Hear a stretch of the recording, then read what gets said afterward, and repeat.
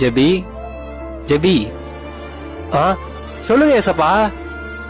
என்னப்பா என்ன பார்த்த உடனே போனை எடுத்து வச்சிட்ட? நீங்க என் கூட பேச வந்துக்கிறீங்க, உங்க முன்னாடி எப்படி ஏசப்பா போன் பண்றது? நான் இப்ப மட்டும்தான் உங்ககிட்ட பேச வரேன்னு நினைச்சியா?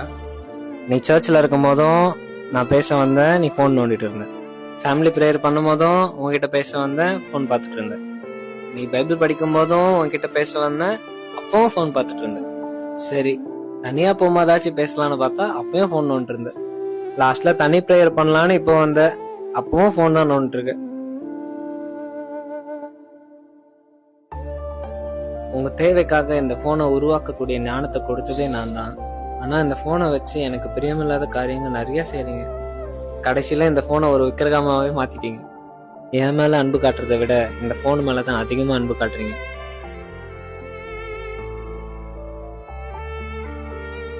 மகனே, நான் உன்னை ரொம்ப அதிகமா நேசிக்கிறேன்.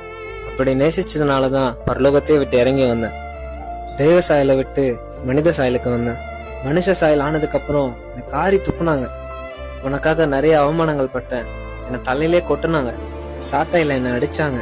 அந்த சாட்டையில இருந்த முள்ளுங்க என் தோலெல்லாம் கிழிச்சுது. என் உடம்பு ஃபுல்லா ரத்தம், என்னுடைய கடைசி சொட்டு ரத்தம் வரைக்கும் சிலுவையில உனக்காக நான் கொடுத்தேன். என்னை கொஞ்சமாச்சு நேசி மகனே. உன்னுடைய அன்பு எனக்கு வேணும், நீ எனக்கு வேணும்.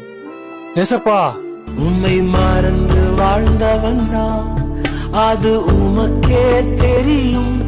உம்மை மறுதலித்தவன் நான், இதை உலகே அறியும். உதவாத என்னில் நீர் உறவா